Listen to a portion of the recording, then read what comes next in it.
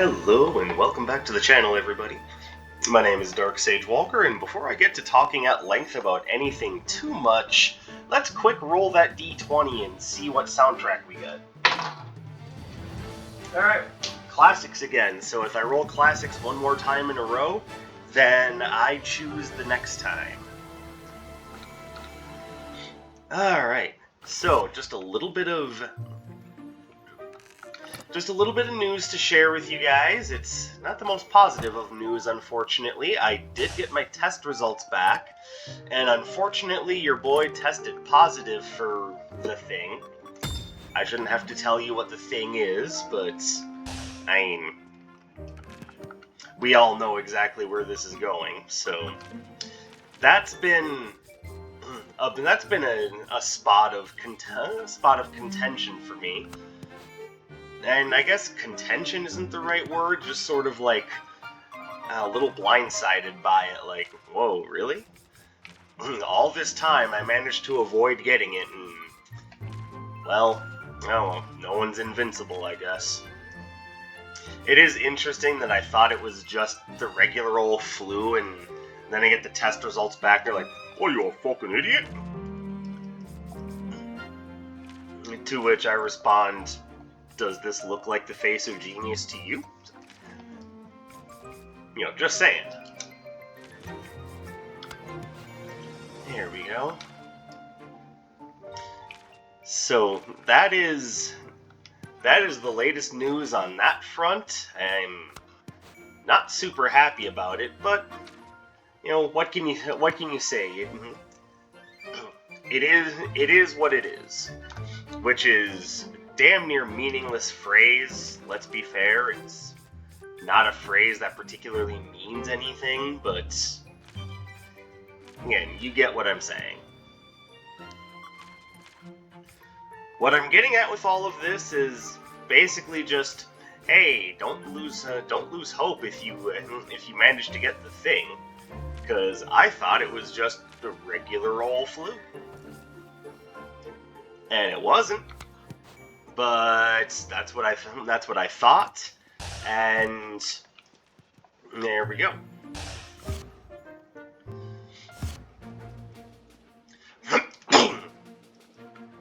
Oh man. Now,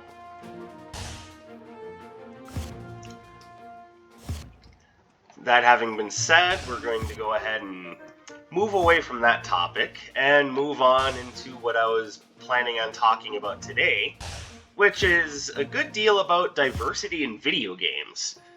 With the release of Diablo Immortal, I've been my mind has been racing about, you know, good decisions in game design, bad decisions in game design, you know, all of that, and one thing that I kept focusing back on is the diversity thing, because as much as you're gonna hear me hating on Activision Blizzard, one thing that they did do particularly properly with Diablo Immortal is they did make it so that there are a number of archetypes represented. I'm not just talking about the classes themselves, but again, it's nice that there's things like the monk, the wizard, the habita-blabita-doo, you know. But one thing that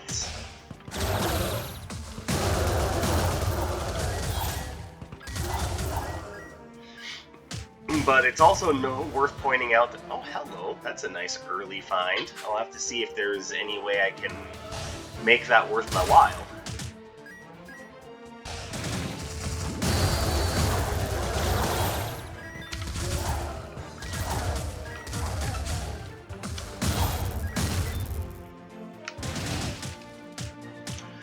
But it's like the barbarian class is, you know, of Northern European descent.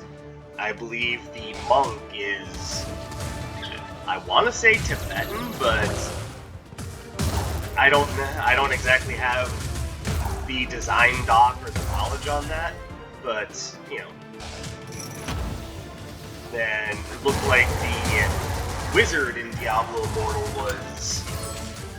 was like either of Chinese or Japanese descent, and you know, so there's that. They're definitely getting better about that sort of representation, and it may seem like a minor point to a lot of people, and even to myself sometimes. I'm like, okay, well, do we really need to complain about this?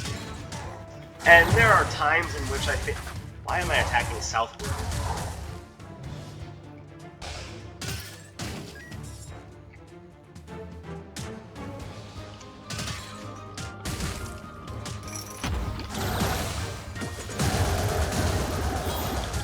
And indeed, there are times in which I think the complaints...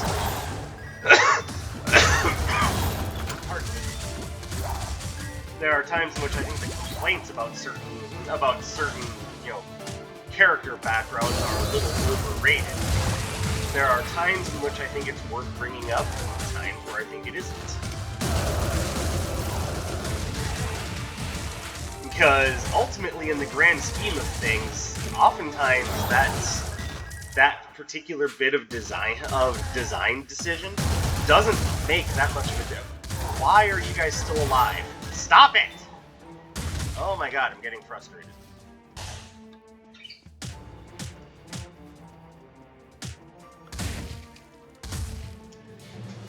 Like Cal from Jedi Fallen Order, like, does there really need to be complaints about him being, quote, another generic boring white guy? Because on one hand, I agree with the idea that, especially in a story like that, it's not the color of your skin that makes the biggest difference. It's, you know, who you are as a person that should be being analyzed, not just, oh, you're white, therefore I don't care. Because that's very close to...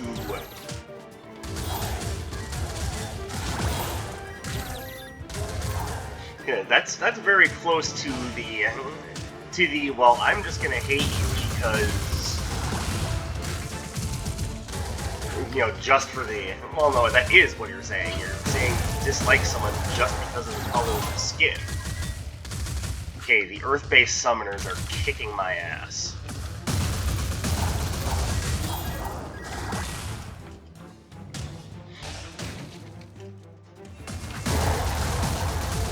Whom the game responded with, oh really? Here's more of them then.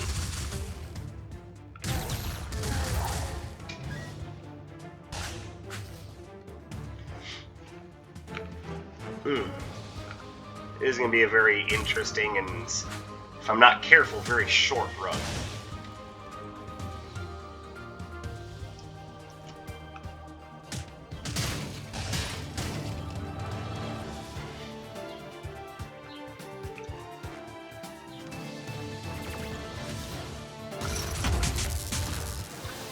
But that doesn't mean that that doesn't necessarily mean that the idea of wanting to include others that don't often get included is a bad thing. Because, you know what is a bad thing is marginalizing people. You shouldn't be doing that shit, and if you are, shame on you.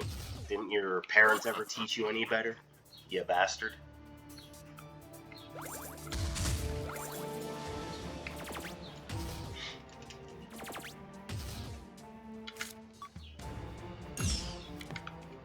Everything else can get fed.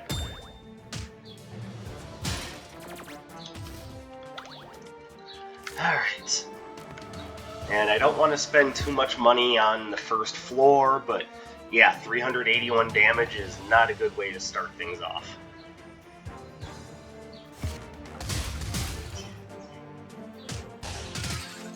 Neither is Iris not wanting to help me out with any of my Arcana. The selfish bit.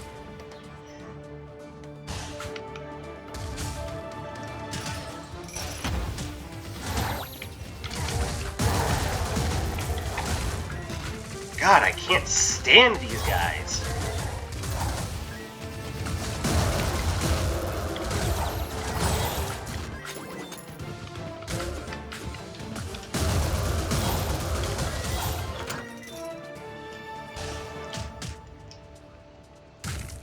Okay, Earth-based summoners and their Earth Stomp agents are like the bane of my existence.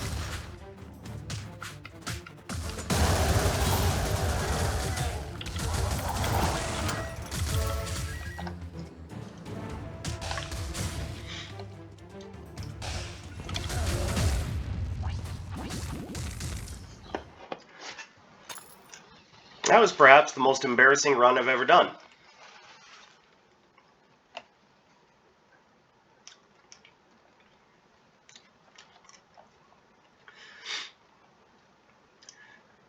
Like, I can't adequately express to you just how frustrating that is.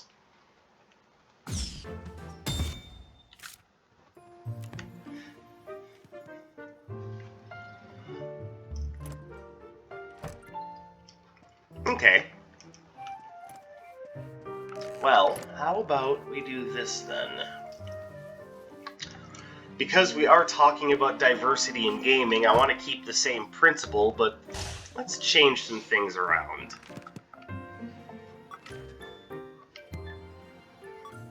Like, maybe instead of Spike Track, we put in something a little bit more controlling, like Frost Feint.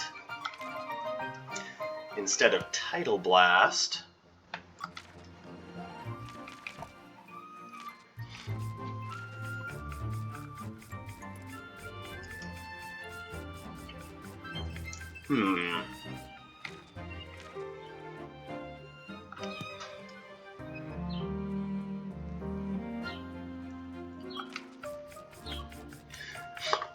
Here's the thing, I don't think Tidal Blast was the problem, but it clearly did not work out for me.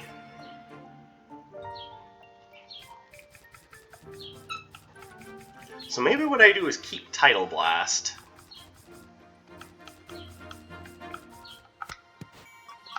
And change you, because maybe what I need is something that has a bit more range to it. You know, like Exploding Fireball. And then we'll change this over to... I'm thinking Stone Shot. Oh, but wait.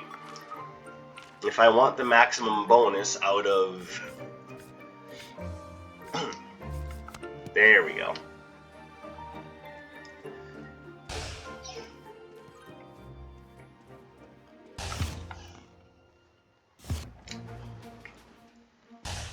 Now, I maintain very much that the problem was that the problem there was more about the Earth-based summoners and their stupid Earth Stomp agents than anything else. So we are going to stubbornly just go right back in and matter of fact, we're just going to go right back to the same spot because I refuse to let the game beat me.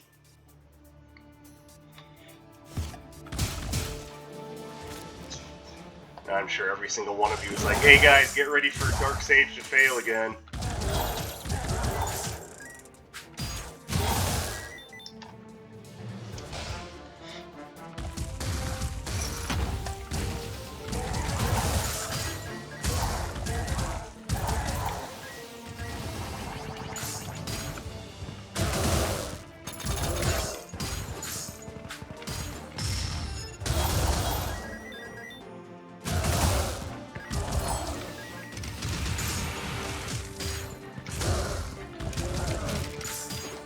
That was not smart of me.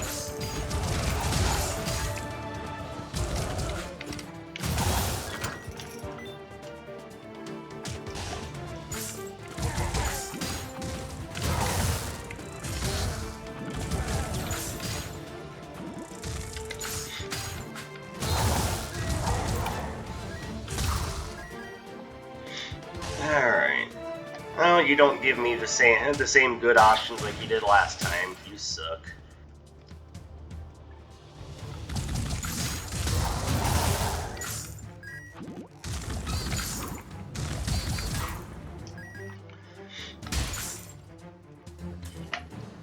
So now getting, and by the way, I'm sure you can now see the theme that I'm working with the Captain's Ring thing, is that all has to do with, you know, diversity. Alright, I'm gonna wait before picking that up, but that does seem like perhaps the best option for me. The fuck? Okay, what is going on here?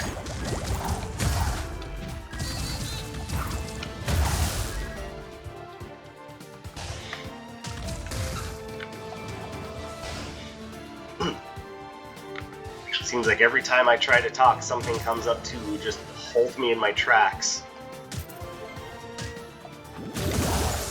Like the game itself is going, yeah, diversity in gaming, whatever, but have you considered this?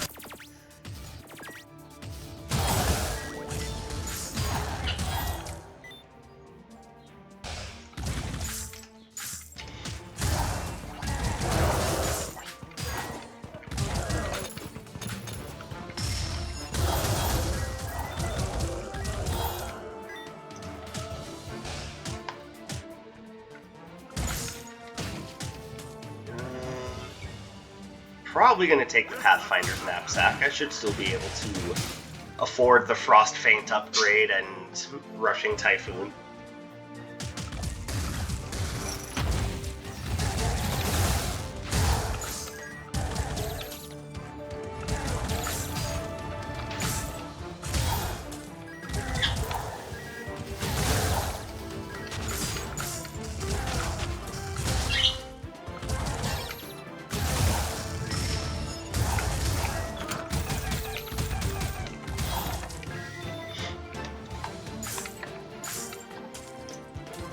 And I suppose a part of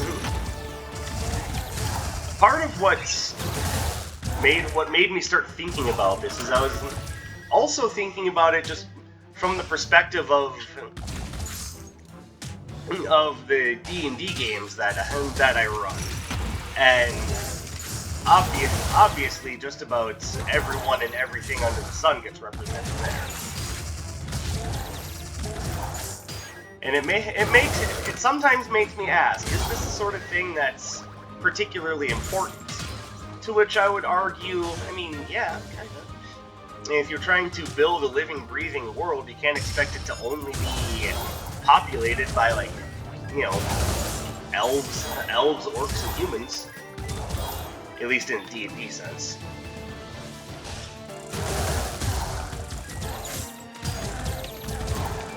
I'm dumb.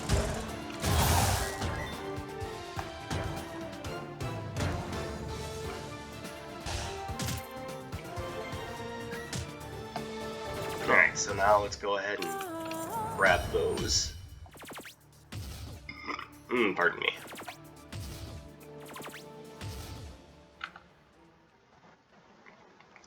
There's no reason to grab Shock Ward, and I know that's gonna make at least one of you sad, but I'm sorry. I don't think that spell has what I'm looking for.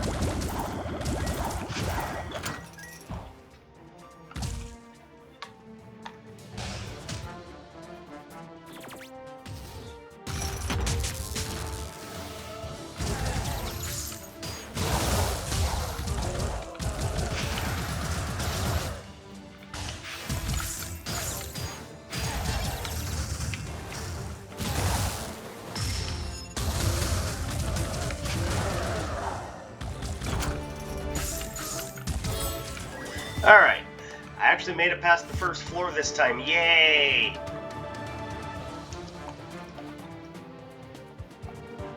Like I said, one of the most embarrassing failures of my life. Well, I guess not of my life, but of my time playing Wizard of Legend, yes. Because I'm sure we can all think of more embarrassing things in our lives that we've done that we, you know, don't necessarily need to talk about. Feel free to bring it up in the comments if you want, but remember, I'm not forcing.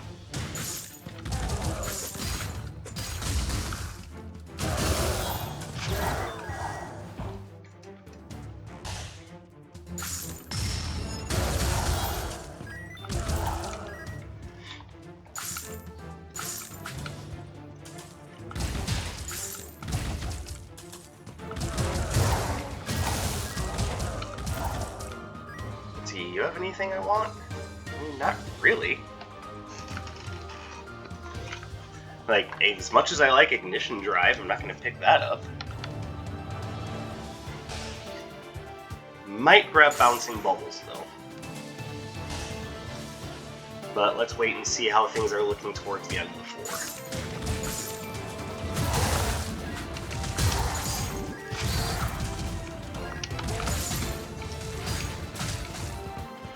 Ah, Christ. I dodged the wrong direction. Now I have two groups of enemies at once that are aggroed onto me.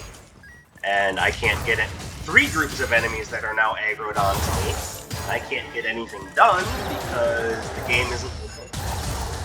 game isn't giving me a chance to move because of this stupid little Dryad bitches.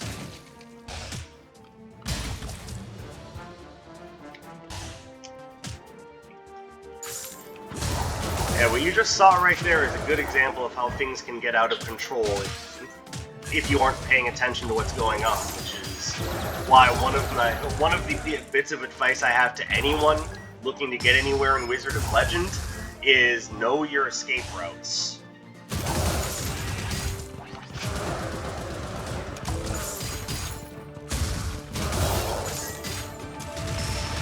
Basically, if you need to make a retreat from an enemy or a group of enemies, it's a good idea to know which areas you've already cleared so that you can make an appropriate escape and get yourself out of trouble.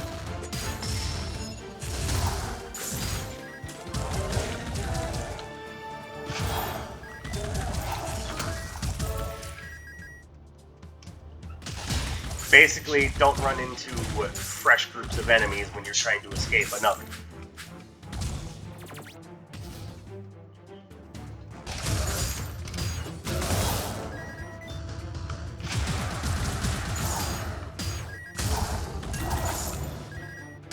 Interesting, though I'm not sure I want that necessarily.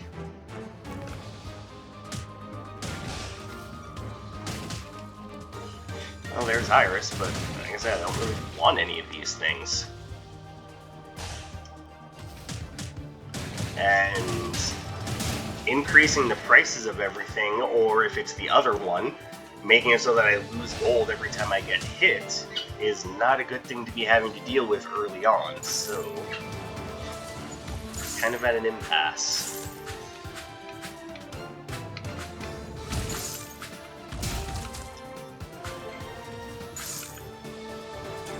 Oh, but I see two things here I like. Oh, and Spice Rack is definitely a good thing to have when you're working with a diverse run like this one.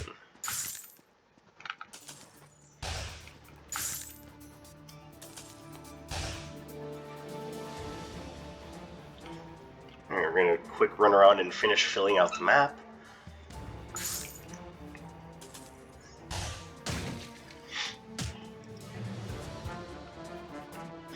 Now, as far as why the whole diversity thing matters, I mean, I think that should be pretty obvious. You want to, it promotes this idea of you know, healthy, well-rounded representation, and that's not just from a gaming perspective. That's also a real life thing, and you can't escape the idea that there are people of all sorts of colors, creeds, religions. That's just real life. That's happening all around us, no matter what we do. So it doesn't make sense for similar things to not be happening in our art and entertainment medium.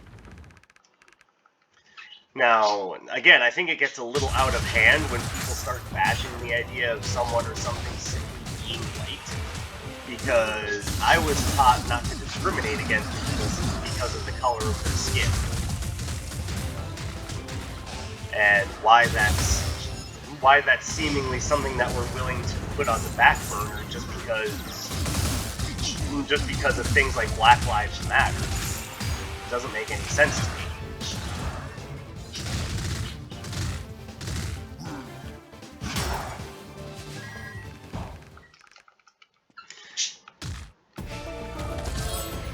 But at the same time, oh, I didn't want that. But at the same time, it also doesn't make sense for for people to discriminate against black folks just because of the color of their skin. And it certainly doesn't make sense for the police to go out and, shoot you for the crime of arming yourself to the teeth with Arizona iced tea.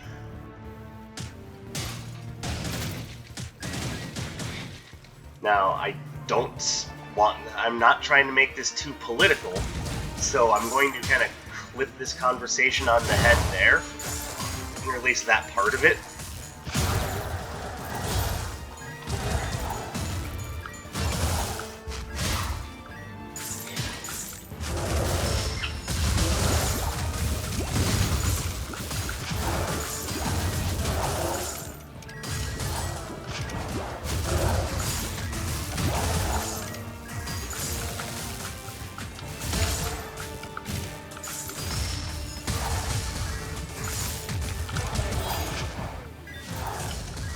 This is a very awkward run. Like, things are happening that I did not plan on. Then again, I could also just be being an idiot. I mean, let's be fair. That's probably one of the only ways I can lose a run on the first floor is if I'm just plain being an idiot.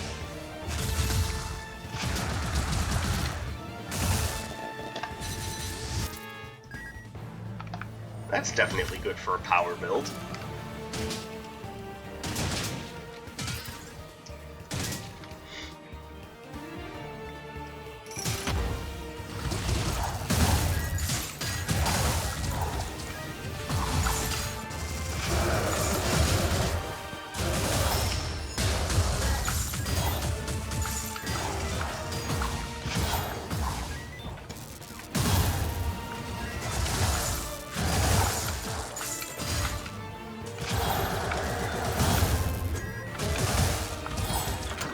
Okay, that was interesting and a little stressful. I'd like to point out that a little stress isn't necessarily a bad thing, but when it gets to be a little bit too much, that's when you need to start. It's when you need to start regulating and trying to make things better. Oh.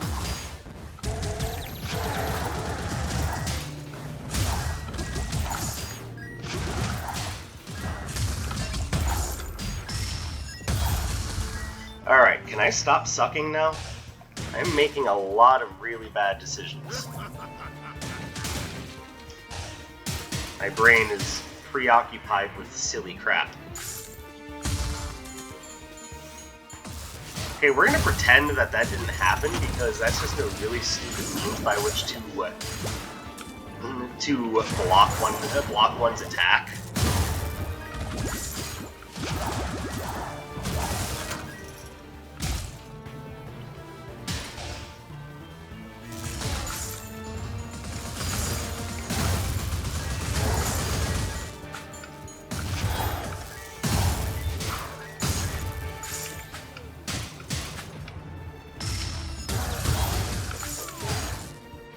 Yay! I'm not smart. Could you please stop?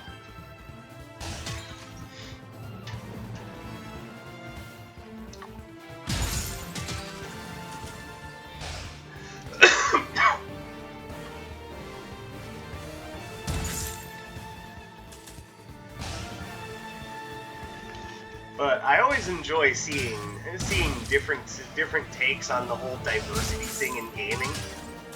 And one of the things that I really like about this game is that its characters are just a nice diverse blend. And if you look at the NPCs, some of them are like, oh, whatever. Like Anders, like what a crazy white boy he is. And to be fair, a lot of them are. Seville is a white boy. Now, to me, this isn't the problem. It just is what it is. Follow on from the previous topic of there's no getting around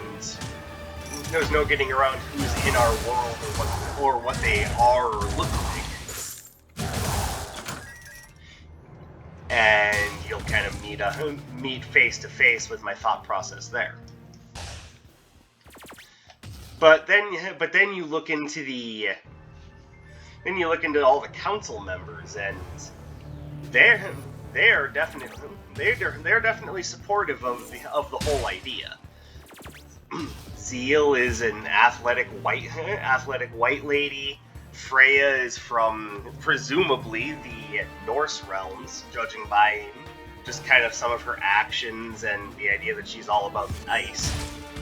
Atlas is very clearly a big buff black guy. Shu is pretty clearly, I think he's Japanese. But one could say, oh, but that's a Chinese-style robe that he wears.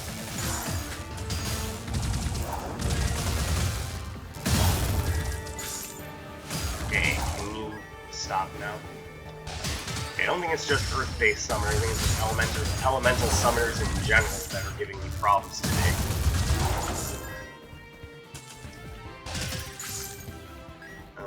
Okay, well, we will... Okay, we only have one cursed relic, so that doesn't help too much. But I know we'll be picking up another one soon. And actually, it's better that I pick it up sooner rather than later, because it's one of those things that scales up per enemies killed, and you already know what I'm planning on taking. Let's just go get it now.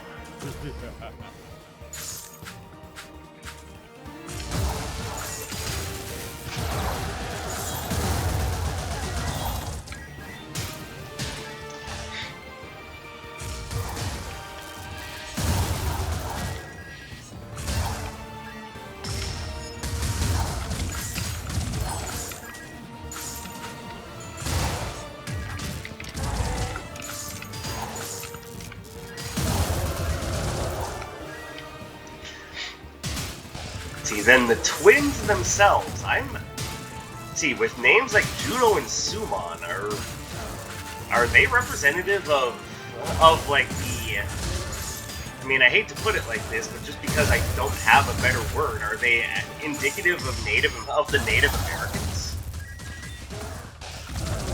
Like, I'd have to look that up. Maybe they're Greek, actually.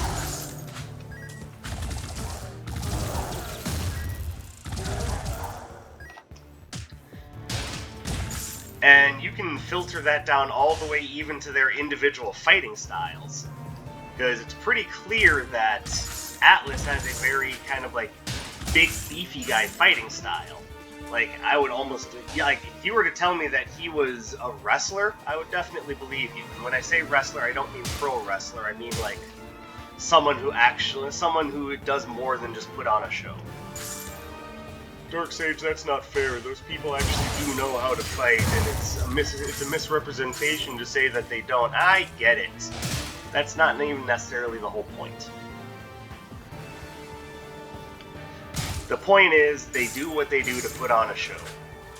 I have no doubt that they actually know how to grapple and, you know, and subdue people. But some of them might not. All I know is that whatever complaints I make about professional wrestling, Dwayne "The Rock" Johnson is exempt, okay?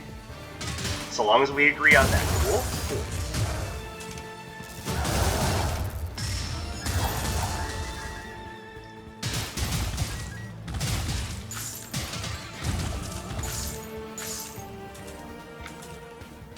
Now, and getting back to what I was saying, so... whatever, it's a little bit of a damage increase. Atlas is very clearly like a wrestler or boxer of some sort. Like, if you were to tell me that Freya has a very kind of sword and shield Viking style, I would definitely believe you, because a lot of her moves either conjure things into existence that can block your attacks, or she just straight up surrounds herself in a shield of ice. Like, there's a lot of things that she does that indicates that sort of like Viking kind of like defense. and you might not believe it, but yeah, the Vikings had a fighting style that was very defensively based. It was one where they wore their shields on their backs, and they would turn their backs to their opponents, like when they were attacked, in order to block incoming hits from their enemies.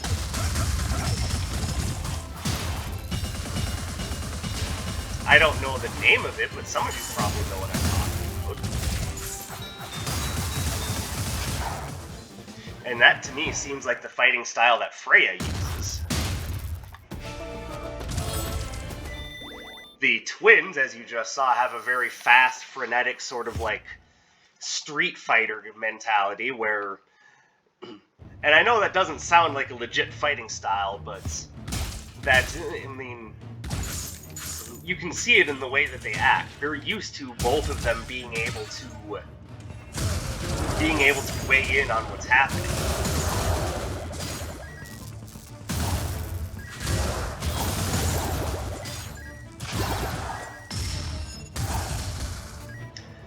So they have this kind of they have this sort of like gang up mentality, and that to me is kind of like a street fighting thing.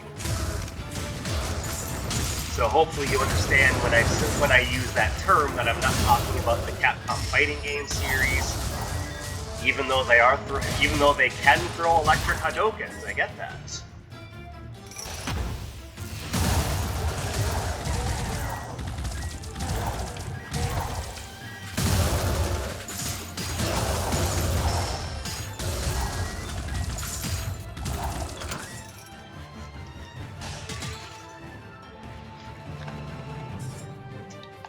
And then Shu has a very kind of agile.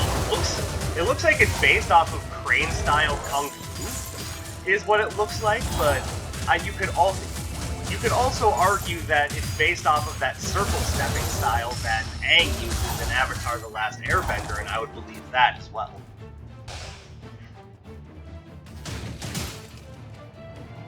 I'll grab that.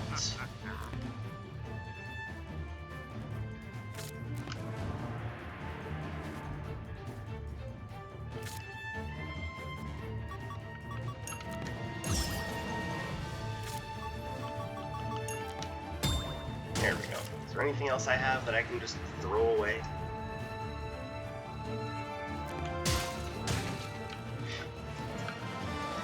Then Zeal herself, I believe, is... Would her fighting style be classified as karate or kung fu? No, in her case, I think it's more... Well, in her case, I would actually almost believe it's more of a... God, I forget the name of it.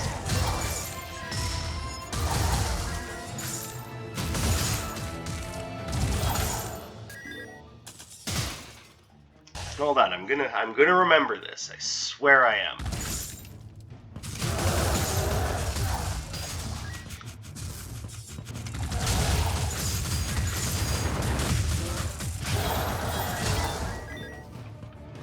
It's not coming to me. I'll remember it later and probably post in the comments something along the lines of, "Oh, that's what it was." Because, you know, I'm just smart like that. But the point is that they all have very distinct ways of fighting and approaching their opponents. You know, Atlas is, full brute force power. Zeal's, you know, acrobatic kicks. And before we even get into it, no, I wasn't thinking Taekwondo, but it's not a bad comparison.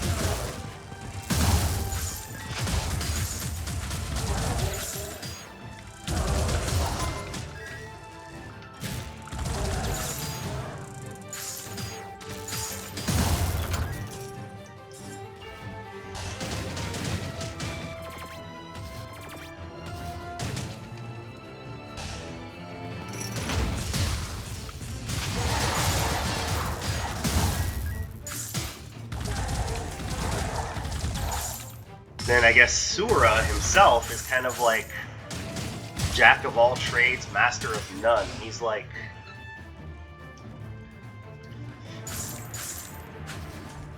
I mean, that pretty much sums it up. He's just Mr. Basic, not even basic, just generalized martial arts.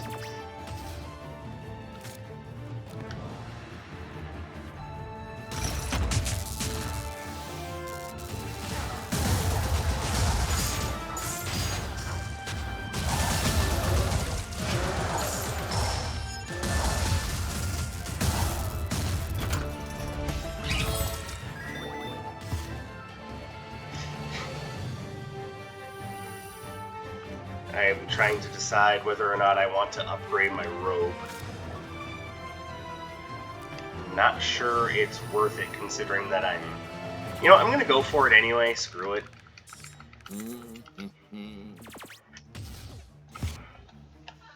So, there's diversity of appearance and ethnicity, diversity of ideas present in these council members that I love. But the other thing to think about is that when it's... Oh, Christ.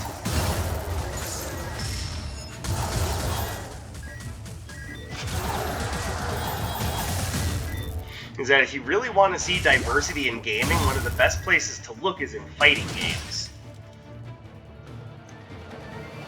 Because those characters have all sorts of different backgrounds, they all come from different places. They know different things. Yeah, but Darkseid, they all speak English. That's super unrealistic. Well, think about it. A lot of them are part of international police forces. Some of them are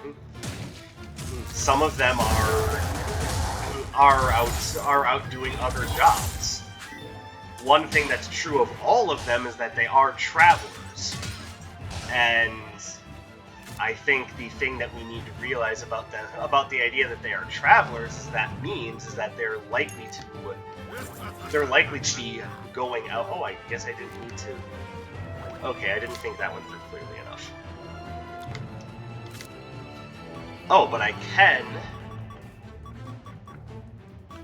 get rid of that for that.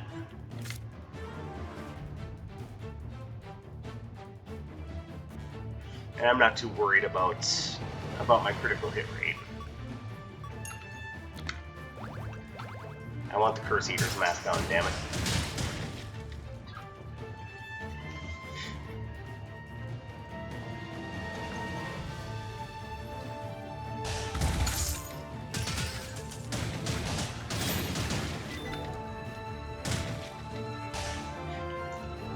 So by that token, they need to be able to speak a language that, if not everyone around them, at least a lot of the people around them, especially each other, fellow fighters, would understand. And the most popular universal, or the most popular language universally, I guess not universal language, is English. So it makes sense that they all speak English.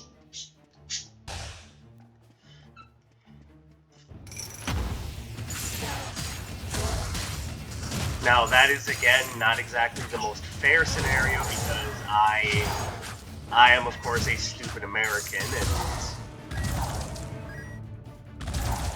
and any game that, or most games that get released here in North America are localized in English, so who knows, maybe in Japan they all speak Japanese. That's less the point. I am going to pick that up, I just need to decide what I need to drop. I'll get there.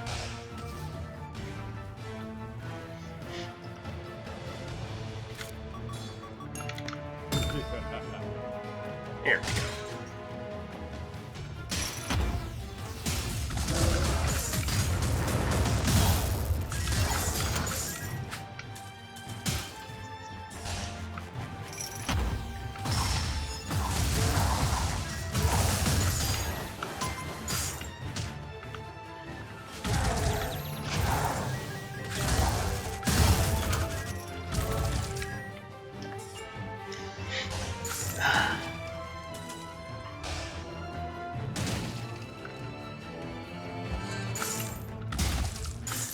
But even if we just look at the original cast of Street Fighter, I mean, again, original cast is kind of hard to say because there was a Street Fighter 1. But, and a lot of those characters appeared again in later games. I know Eagle was a character I wasn't familiar with, but then he appeared in, you know, Capcom vs. SNK 2, so, you know, make of that what you...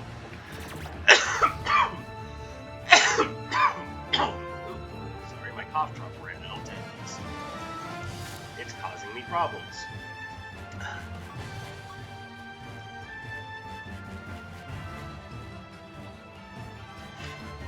Ugh. Nope, sticking with what I have.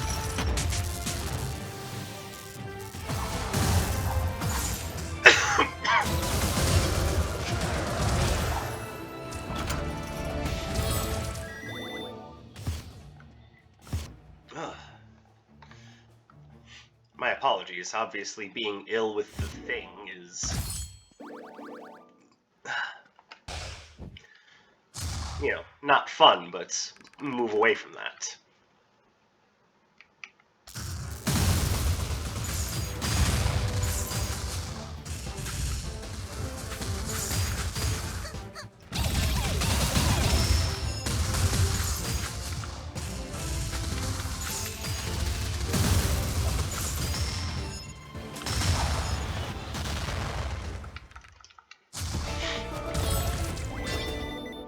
There we go, that's feeling better.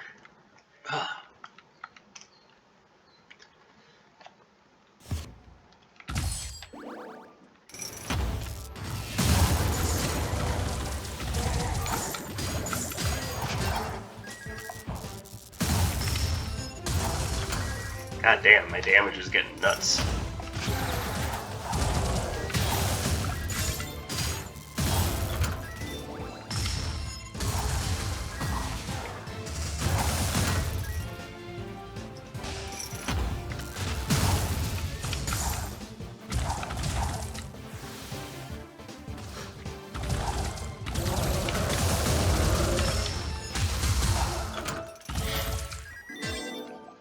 Alright, sorry about that. So, analyzing the crew of the original Street Fighter 2, you've got, you know, you've got a Japanese guy, Ryu.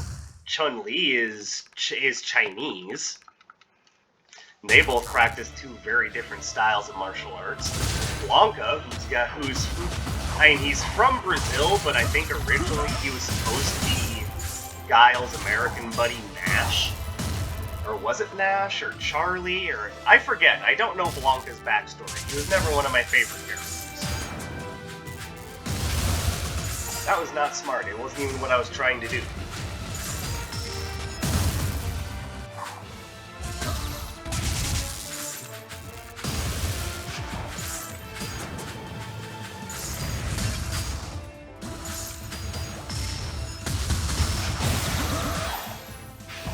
You know what? That worked out. Dalsim is from India, and even though yoga doesn't let you literally stretch your arms out 30 feet, it's still interesting, and that fighting style is, you know, capped off by the idea that he's got very slow movement speed and floaty jumps, but doesn't stop him from being top tier in Street Fighter V. You've got Guile, who's American and practices a very forward martial style of combat.